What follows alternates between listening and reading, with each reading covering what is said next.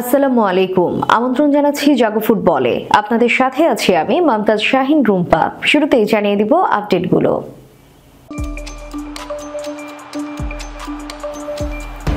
ইয়ামালি ফুটবলের বর্তমান ও ভবিষ্যৎ আর্জেন্টাইন বিশ্বকাপ জয়ী কিংবদন্তি লিও মেসি আরও যা বললেন।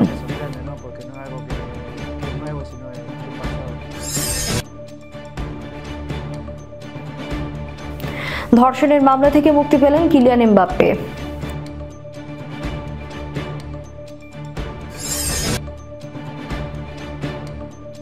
লিগে নিষিদ্ধ হতে পারে পেপ গার্দিওলার ম্যান সিটি, অনিশ্চয়তায় ফুটবলাররা।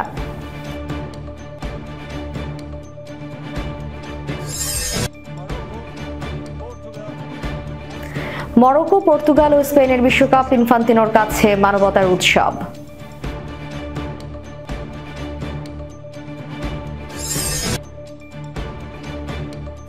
ফিফা র্যাঙ্কিংয়ে 7 ধাপ এগোলো সাফ জয়ী বাংলাদেশ। শুনছিলেন শিরোনাম, এবারে বিস্তারিত। লিওনেল মেসি আর ক্রিস্টিয়ানো রোনালদোর যুগ শেষে কে হবেন ফুটবল দুনিয়ার অধিপতি, এই নিয়ে বোদ্ধাদের মাঝে নানা রকম বিতর্ক আছে। তবে আর্জেন্টিনার বিশ্বকাপ জয়ী অধিনায়ক লিওনেল মেসি ঘোষণা করলেন ভবিষ্যতে ফুটবল বিশ্ব শাসন করবেন স্পেনের বিস্ময় বালক লামিনে ইয়ামাল। 17 বছর বয়সী তারকার মাঝে এখনই মেসির ছায়া দেখছেন অনেকে, অথচ এই বয়সেই তারকা খ্যাতি জুটে গেছে লামিনে ইয়ামালের নামের সঙ্গে। বার্সেলোনা স্পেনের হয়ে এরই মধ্যে নিজেকে বিশেষ হিসেবে ফুটবল প্রেমীদের কাছে চিনিয়েছেন ইয়ামাল। অনেকে তো আগ বাড়িয়ে এখন থেকেই তাকে মেসির সঙ্গে তুলনা করতে শুরু করেছেন। ভাবা হচ্ছে ইয়ামালই হয়তো একদিন ছুঁয়ে ফেলবেন মেসির কীর্তি। সেই ইয়ামালকে নিয়ে মেসির নিজের ভাবনা কি? ইয়ামালকে কিভাবে দেখেন মেসি? সম্প্রতি এমন প্রশ্নের মুখে পড়তে হয়েছে মেসিকে, যার উত্তরে ইয়ামালকে ফুটবলের ভবিষ্যৎ হিসেবে মত দিয়েছেন রেকর্ড 8 বারের ব্যালন ডি'অর জয়ী।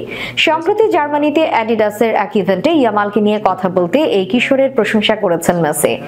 গসপেল গিটারিস্ট ওয়েন আর্জেন্টাইন মহাতারকার কাছে জানতে চান কার মধ্যে তিনি নিজের ছায়া দেখেন, যার জবাবে মেসি বলেন, তরুণ ফুটবলারদের দারুণ একটি প্রজন্ম উঠে এসেছে, যাদের সামনে অনেক বছর পড়ে আছে। যদি কাউকে বেছে নিতে হয় সেটা তার বয়স ও ভবিষ্যতের কারণে। আমি শুনেছি অনেকেই লামিনে ইয়ামালকে বেছে নিয়েছে, কোনো সন্দেহ নেই, আমিও তাই নেব, আমি একমত। তবে এটা তার উপর এবং আরো অনেক কিছুর উপর নির্ভর করছে, কারণ ফুটবল এমনই। কিন্তু সেই ফুটবলের বর্তমান এবং নিঃসন্দেহে দারুণ ভবিষ্যৎ তার সামনে। শুধু ইয়ামালই নয়, বার্সেলোনার প্রতিও নিজের ভালোবাসা প্রকাশ করেছেন মেসি। আমি বার্সাকে লা লিগা, কোপা দেল রে, এমনকি চ্যাম্পিয়ন্স লিগও আবার জিততে দেখতে চাই। যে বছরগুলোতে সেটা করা সম্ভব হবে না, তখন তারা যেন অন্তত লড়াইটুকু করে। অনেক নাটকীয়তার পর পিএসজি ছেড়ে রিয়াল মাদ্রিদে যোগ দেন ফরাসি ফুটবল তারকা কিলিয়ান এমবাপ্পে। তবে রিয়াল মাদ্রিদে যোগ দেওয়ার পরেই বিতর্কে জড়িয়ে পড়েন তিনি। রিয়াল মাদ্রিদে যোগ দেওয়ার পরে গত অক্টোবরে সুইডেনের স্টকহোমে ঘুরতে গিয়েছিলেন এমবাপ্পে। মাত্র 2 দিন ছিলেন সেখানে, তাতেই বাজে এক কাণ্ডে জড়াই এমবাপ্পের নাম। ধর্ষণের সঙ্গে জড়িত থাকার অভিযোগ ওঠে তাঁর বিরুদ্ধে।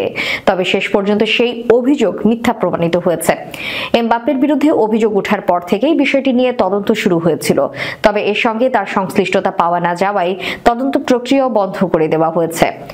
এক বিবৃতিতে প্রধান তদন্ত কর্মকর্তা মারিনা সেরাকোভা জানান, সুইডিশ রাজধানীর হোটেলে সংঘটিত ঘটনায় তদন্ত কার্যক্রম চালিয়ে নেওয়ার মতো যথেষ্ট তথ্য প্রমাণ তাদের কাছে নেই।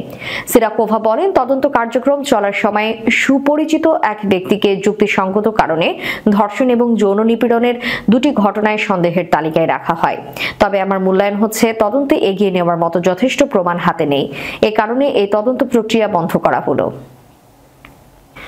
ম্যানচেস্টার সিটির বিরুদ্ধে আনা 115টি অভিযোগের শুনানি গত সপ্তাহে শেষ হয়েছে, যার রায় আসতে পারে আগামী বছরের শুরুর দিকে। তবে এই সময়ের মধ্যে ক্লাবের ভেতর ও বাইরের পরিস্থিতি উত্তপ্ত হয়ে উঠেছে। 2016 সালে দায়িত্ব নেওয়ার পর থেকে পেপ গার্দিওলার অধীনে এটি ম্যান সিটির সবচেয়ে খারাপ সময় হিসেবে চিহ্নিত হচ্ছে। সম্প্রতি চ্যাম্পিয়ন্স লিগে জুভেন্টাসের বিপক্ষে হার তাদের পরিস্থিতি আরো জটিল করে তুলেছে। সর্বশেষ 10 ম্যাচের মধ্যে মাত্র 1টি জয় এবং 7টি পরাজয়ের পর ক্লাবটি এখন লিগের অন্যতম কঠিন পরিস্থিতি পরিস্থিতির মুখোমুখি। বিভিন্ন প্রতিবেদনে বলা হচ্ছে, ক্লাবের এই খারাপ ফর্ম এবং আর্থিক নিয়ম লঙ্ঘনের অভিযোগে দোষী প্রমাণিত হলে সম্ভাব্য শাস্তি নিয়ে খেলোয়াড়দের মধ্যে উদ্বেগ দেখা দিয়েছে। সাবেক চেলসি তারকা জো কোল বলেছেন, খেলোয়াড়রা মানুষ এবং তারা এই পরিস্থিতি নিয়ে চিন্তিত। তারা তাদের এজেন্টের সঙ্গে কথা বলছে এবং বিভিন্ন গুঞ্জন শুনছে। কোল আরো যোগ করেন, আমরা আর্থিক বিষয়গুলো নিয়ে নিশ্চিত কিছু জানি না, তবে খেলোয়াড়রা এই পরিস্থিতি নিয়ে নিজেদের ভবিষ্যৎ সম্পর্কে নিশ্চিত হতে চাইছে। 115 অভিযোগের শুনানির ফলাফলের উপর নির্ভর করছে ম্যান সিটির ভবিষ্যৎ। আর্থিক জরিমানা এমনকি লিগ থেকে বহিষ্কারের মতো কঠিন শাস্তির মুখোমুখি হতে পারে। এই অবস্থায় ম্যান সিটি তাদের নিকটতম চিরপ্রতিদ্বন্দ্বী ম্যানচেস্টার ইউনাইটেডের বিপক্ষে ডার্বি ম্যাচের আগে ভীষণ চাপের মধ্যে রয়েছে। ক্লাবটি টানা 4 বার প্রিমিয়ার লিগ শিরোপা জিতলেও এই মৌসুমে সেই দাপট ধরে রাখা প্রায় অসম্ভব হয়ে পড়েছে। সম্প্রতি জুভেন্টাসের বিপক্ষে ম্যাচের পর ম্যান সিটির ভক্তদের স্টেডিয়াম থেকে বের হতে বাধা দেওয়া হয়। ইতালীয় গণমাধ্যমের খবর অনুযায়ী দর্শকদের লাউডস্পিকারের মাধ্যমে স্টেডিয়ামে অপেক্ষা করতে বলা হয় যতক্ষণ না তাদের বের হওয়ার অনুমতি দেওয়া হয়। ম্যান সিটির সামনে এখন শুধু মাঠে নয়, মাঠের বাইরেও কঠিন সময়। ক্লাবটি এই সংকট কাটিয়ে উঠতে পারবে কিনা তা সময়ই বলে দেবে। 2030 ফিফা বিশ্বকাপ আয়োজনে মরক্কো, পর্তুগাল ও স্পেনকে স্বাগতিক দেশ হিসেবে আনুষ্ঠানিকভাবে ঘোষণা করেছে ফিফা। সংস্থাটির প্রেসিডেন্ট জিয়ানি ইনফান্তিনো একে মানবতার অসাধারণ উৎসব হিসেবে বর্ণনা করে। ফিফার এক সাক্ষাৎকারে ইনফান্তিনো বলেছেন, মরক্কোতে যারা যাবেন তারা এমন আতিথেয়তা পাবেন যা পৃথিবীর আর কোথাও নেই। এটি হবে মানবতা, ফুটবল আর ঐক্যের একটি বিশাল উদযাপন। মরক্কোর ফুটবল ঐতিহ্য এবং উষ্ণপ্রায় ভক্তদের প্রশংসা করে তিনি বলেন, 2022 কাতার বিশ্বকাপে মরক্কোর ভক্তরা যে আবেগ দেখিয়েছেন তা সারা বিশ্বের মন জয় করেছে। তাদের দল যখন সেমিফাইনালে উঠে প্রথমবারের মতো আফ্রিকার প্রতিনিধিত্ব করেছিল, তখন পুরো ফুটবল বিশ্ব মরক্কোর ভক্তদের চমৎকারতায় মুগ্ধ হয়েছিল। 2026 থেকে 34 পর্যন্ত 4টি বিশ্বকাপ হবে 5টি মহাদেশে। 2026 সালে কানাডা, মেক্সিকো এবং যুক্তরাষ্ট্রে অনুষ্ঠিত হবে ফুটবল বিশ্বকাপ। এরপর 2030 সালে এটি হবে উত্তর আফ্রিকা এবং ইউরোপে। পাশাপাশি ঐতিহাসিকভাবে শতবর্ষের 3টি ম্যাচ অনুষ্ঠিত হবে দক্ষিণ আমেরিকার উরুগুয়ে, আর্জেন্টিনা এবং প্যারাগুয়েতে। এই সম্পর্কে ইনফান্তিনো বলেন, উত্তর আমেরিকা থেকে শুরু করে দক্ষিণ আমেরিকা, এরপর আফ্রিকা এবং ইউরোপ এবং শেষে এশিয়ায়। এই বিশ্বকাপ আয়োজনগুলো ফুটবল বিশ্বের ঐক্য ও শক্তির একটি চমৎকার বার্তা দিচ্ছে। এটি ফুটবল ইতিহাসের অন্যতম সেরা অধ্যায় হয়ে থাকবে। একই অধিবেশনে ফিফা কংগ্রেস 2034 বিশ্বকাপের আয়োজক দেশ হিসেবে সৌদি আরবকে অনুমোদন দেয়।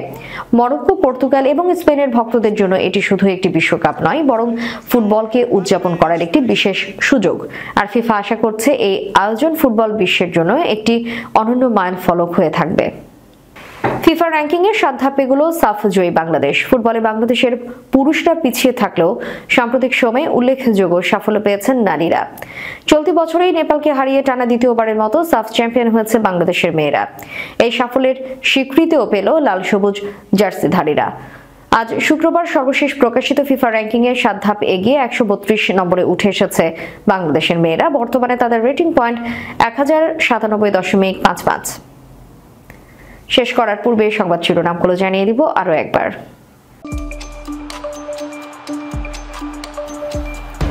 ইয়ামালি ফুটবলের বর্তমান ও ভবিষ্যৎ আর্জেন্টাইন বিশ্বকাপ জয়ী কিংবদন্তি লিও মেসি আরো যা বললেন।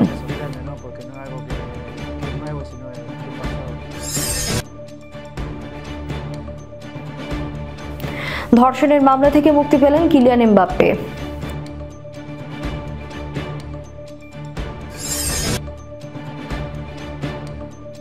লিগে নিষিদ্ধ হতে পারে পেপ গার্দিওলার ম্যান সিটি, অনিশ্চয়তায় ফুটবলাররা।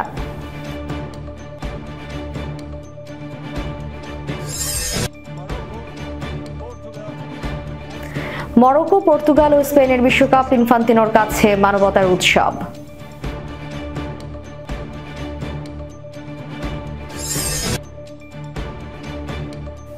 ফিফা র্যাঙ্কিং এ 7 ধাপ এগুলো সাফ জয়ী বাংলাদেশ। এতক্ষণ আমাদের সাথে থাকার জন্য ধন্যবাদ। আল্লাহ হাফেজ।